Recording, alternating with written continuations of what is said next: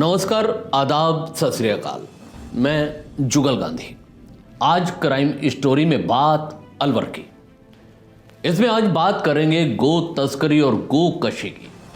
राजस्थान का अलवर जिला गो तस्करी और गो कशी के लिए हमेशा बदनाम रहा है।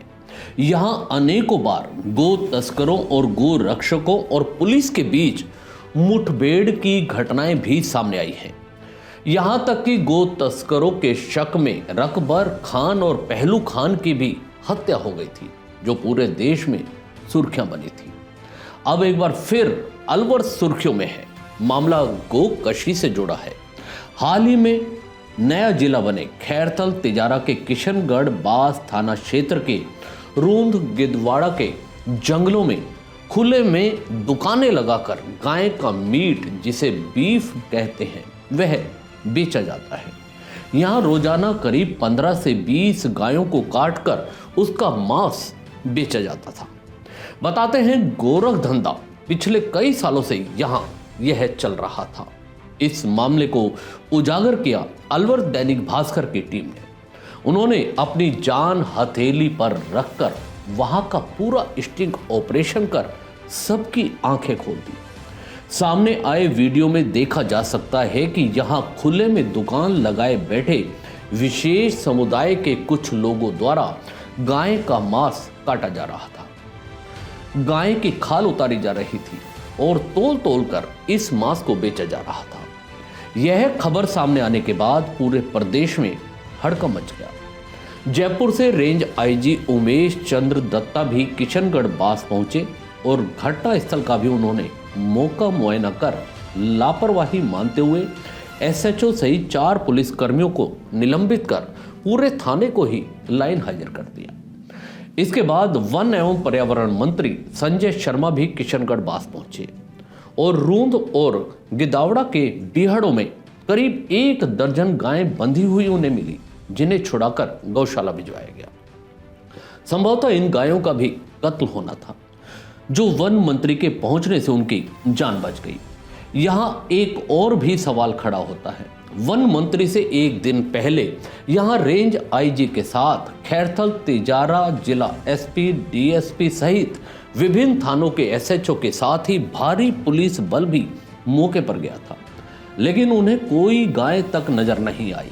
वहीं संजय शर्मा ने जब जंगल के बीहड़ों में नीचे खाइयों में उतरकर देखा तो सैकड़ों की संख्या में गायों के अवशेष मिले थे और 11 गायें वहां जिंदा मिली। इस दौरान शर्मा ने कहा, इस मामले में जो भी दोषी होंगे उन्हें बख्शा नहीं जाएगा।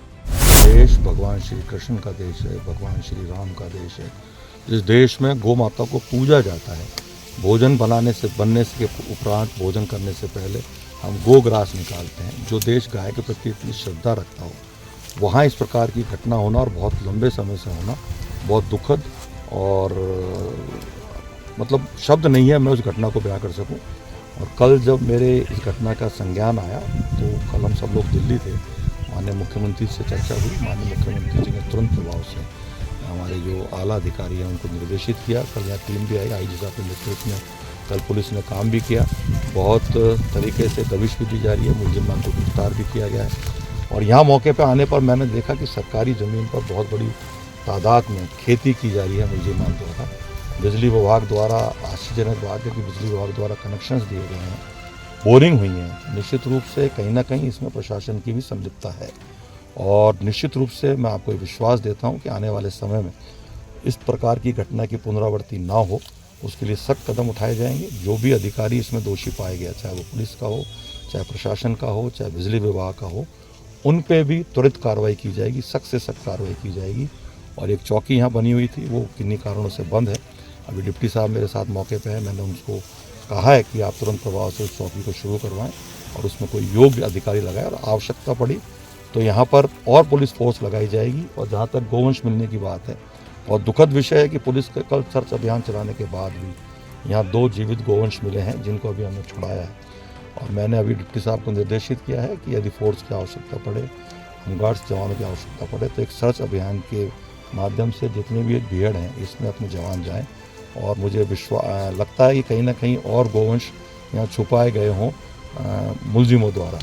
तो मैंने आपको निर्देशित भी किया है कि यह एक सर्च अभियान चलाया जाए, यदि कोई गोवंश या जीवित है तो उसको सुरक्षित रूप से निकाल करके गौशाला में जाए। सबसे हैरानी की बात है कि यहां पर करीब 70 बीघा जमीन पर यहां गोकशी करने वालों ने कब्जा कर रखा था, जहां पर कच्चे पक्के मकान तक बना लिए थे। यहां तक कि बिजली के कनेक्शन भी उन्होंने ले लिए। यहां सिवायचक जमीनों पर खेती बाड़ी की जा रही थी, लेकिन जिम्मेदार विभाग और जनप्रतिनिधियों ने अपनी आंखें बंद कर रखी थी। इस मामले के उजागर होने के बाद प्रशासन भी सक्रिय हो गया और कब्जाशुदा करीब 70 बीघा जमीन से अतिक्रमण हटाने की कार्यवाही की गई। खेतों से फसल को नष्ट कर दिया गया। अवैध रूप से बनी झोपड़ियों को भी बुलडोजर से ढहा दिया गया। वहीं बिजली के कनेक्शन काटकर ट्रांसफार्मर भी जब्त कर लिए गए हैं। इसके अलावा पुलिस ने 30 संदिग्ध लोगों को भी हिरासत में लिया है। बताया जाता है यहां रोजाना करीब 20 गायों को काटकर उसका मांस बेचा जाता है। यहां बीफ की रोजाना मंडी लगती है। यहां करीब ऐसी 50 से ज्यादा दुकानें लगती थी जहां गायों के मांस को काटा जा रहा था और बेचा जा रहा था। ऐसे कुछ वीडियो भी सामने आए जिसमें देखा जा सकता है कि गाय की खाल उतारी जा रही थी और बीफ को तोल तोल कर बेचा जा रहा था। यह मंडी रोजाना 12 से 3 बजे तक लगती है। इस धंधे में कई युवा भी शामिल हैं जो बिना नंबर की चोरी की मोटरसाइकिलों पर आसपास के 50 गांवों तक इसकी होम डिलीवरी देते हैं। इस धंधे में रोजाना करीब 4 लाख से ज्यादा की बिक्री होती है। जब मांस पूरा बिक जाता है तो गायों के अवशेषों को वहीं जंगलों में गड्ढे खोदकर गाड़ दिया जाता है। यहाँ चारों तरफ चंबल जैसे बीहड़ है जिसमें यह गो मांस का धंधा चल रहा था। यहाँ गो तस्कर गायों को लेकर आते हैं और 5 से 6 हजार रुपए में एक गाय को बेचते हैं। हर गाय में करीब 160 किलो मांस निकलता है। इसमें खाल और हड्डियां हटाकर करीब 30 से 40 हजार रुपए तक ये लोग इसमें कमाते हैं। यहाँ करीब रोजाना 20 गायों के काटे जाने का अनुमान लगा है। इस संदर्भ में रेंज आईजी उमेश चंद्र दत्ता ने कहा, इस मामले की जिले से बाहर के एक एएसपी को जांच सौंपी गई है और लापरवाही मानते हुए एसएचओ सहित 4 पुलिस कर्मियों को निलंबित किया गया है।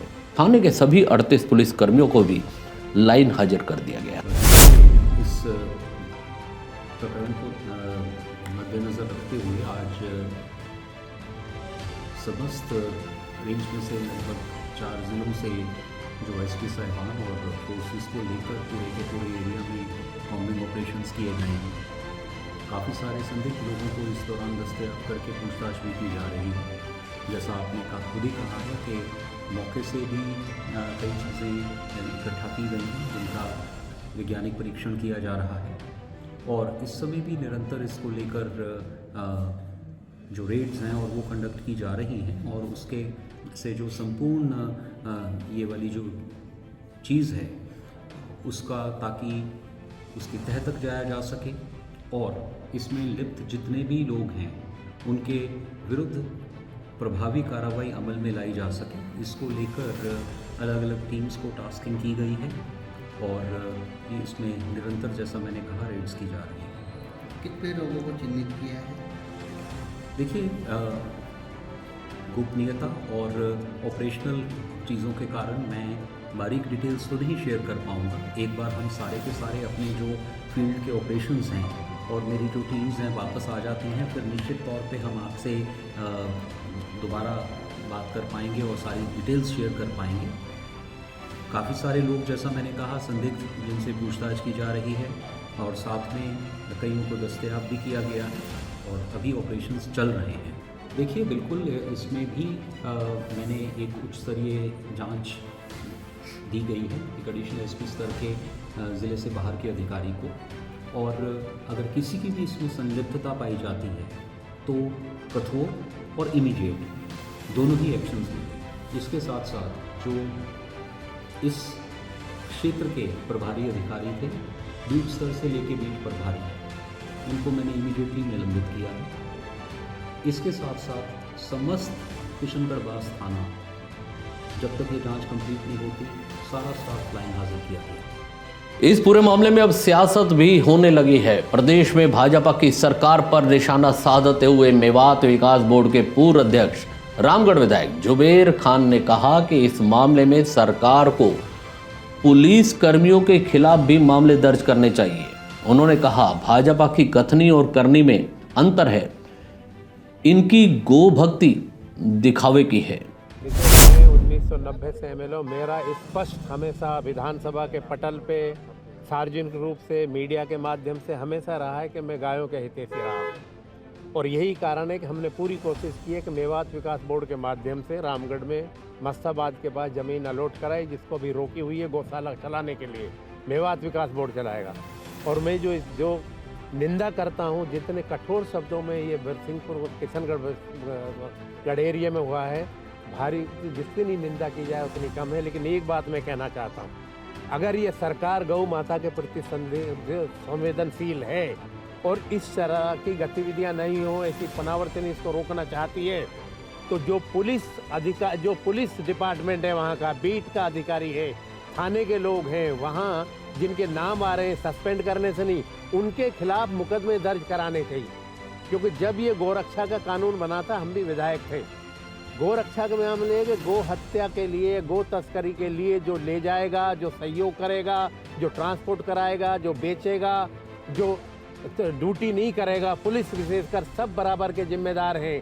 तो पुलिस अगर ये, मैं आगे दोबारा बार बार कहना चाहता हूँ, अगर इन बुराइयों को रोकना है तो राजस्थान की सरकार को, प्रशासन को, वहाँ के थाने के में जो भी लोग इसमें इन्वॉल्व है, उनकी नाक के नीचे हो रहा है कि गांव में क्या गतिविधि हो रही है, इतने लार्ज स्केल पे हो रही है, पुलिस को पता नहीं था, इनके खिलाफ मुकदमा दर्ज कराएं। और अगर मुकदमा दर्ज करा के इनके खिलाफ नहीं कराते तो इसका मतलब सरकार गौ माता के प्रति संवेदनशील नहीं है। अगर ये पुलिस सचेत होती, गौ माता के प्रति संवेदनशील होते, इतना बड़ा हादसा हो जाए।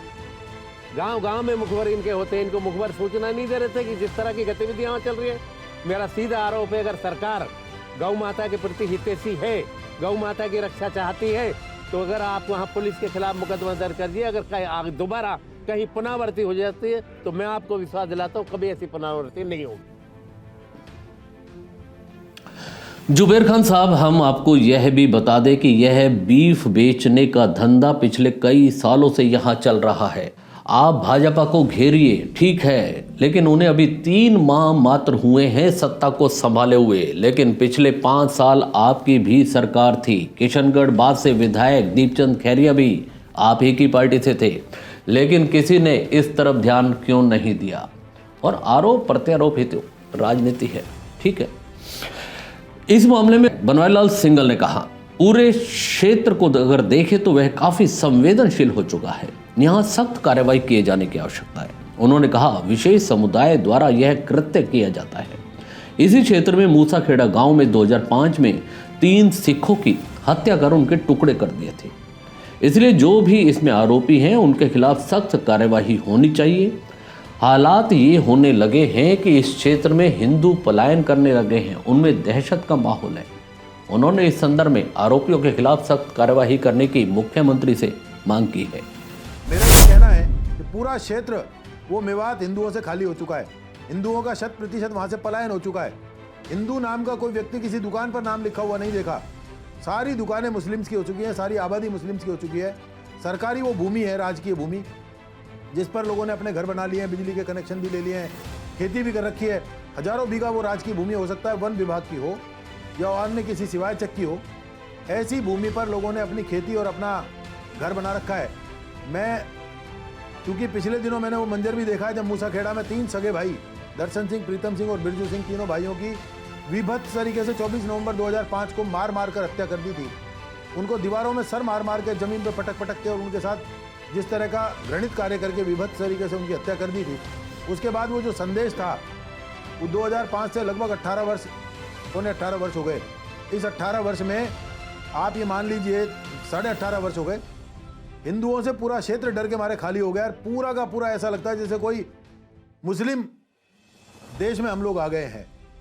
मुख्यमंत्री जी से मिलकर, गृह मंत्री जी से मिलकर इन सब बातों को रखूंगा। मैंने इसमें कुछ बिंदुओं को अपनी ओर से हाईलाइट करने का प्रयास किया है। इसमें मेरा कुछ जो बिंदु है, राज्य सरकार घटना की जांच करवाकर दोषियों को चिन्हित कर उचित दंड दिलवाने की व्यवस्था करे। दूसरा, क्षेत्र चूंकि एकदम संवेदनशील हो चुका है, अतः पुलिस की गश्त और चौकी आदि की व्यवस्था किए जाने की आवश्यकता है। संबंधित भूमि जो कि राजकीय भूमि है पर जिन लोगों ने अवैध निर्माण कर रखे हैं को बुलडोजर चलाकर ध्वस्त किए जाने व जिन लोगों ने खेती कर रखी है उनकी खेती को भी समाप्त करने का काम किया जाए। इस हजारों बीघा राजकीय भूमि को किसी भी केंद्रीय सुरक्षा बल या सेना के प्रशिक्षण केंद्र आदि स्थापित कर भूमि को एवं वन क्षेत्र को बचाने का काम किया जाए। राज्य में निवर्तमान कांग्रेस सरकार द्वारा जानबूझकर गौ तस्कर रकबर कांड के बाद लाए गए मॉब लिंचिंग कानून को तत्काल प्रभाव से राज्य सरकार विधानसभा में विधेयक लाकर या नोटिफिकेशन निकालकर इसको समाप्त करने का काम करे, क्योंकि ये जो मॉब लिंचिंग कानून था ये इन गौ तस्करों के पक्ष में कांग्रेस सरकार जानबूझकर लाई थी। इससे ये जो गौ तस्कर हैं उन पर किसी भी प्रकार से पकड़ा धकड़ी करने वाले जो गौरक्षक और गौ सेवक हैं, आज वो लोग डरकर उनको किसी भी प्रकार से उनका सामना नहीं करते हैं, जबकि गौ तस्कर गौ हत्यारे गोली चलाने तक से नहीं चूकते हैं, गाड़ी चढ़ाने तक से नहीं चूकते हैं। अतः मॉब लिंचिंग कानून को तत्काल प्रभाव से समाप्त किया जाए। गौ हत्या यानी जो लोग गौकशी कर रहे हैं उसको मानव वध के समान अपराध घोषित किया जाए। फिलहाल सारा प्रशासन इस मामले में कार्यवाही करने में जुट गया है, क्योंकि मामला सुर्खियों में है। कुछ दिनों बाद कहीं फिर वही मिलीभगत का खेल शुरू ना हो जाए, इसके लिए पुलिस के आला अधिकारियों को संबंधित थाने से बाहर के मुखबिरों को यहां लगाना होगा, ताकि गायों को कत्ल खाने जाने से रोका जा सके। आज क्राइम स्टोरी में बस इतना ही। दीजिए इजाजत, नमस्कार। चैनल को सब्सक्राइब जरूर कीजिएगा। आभार।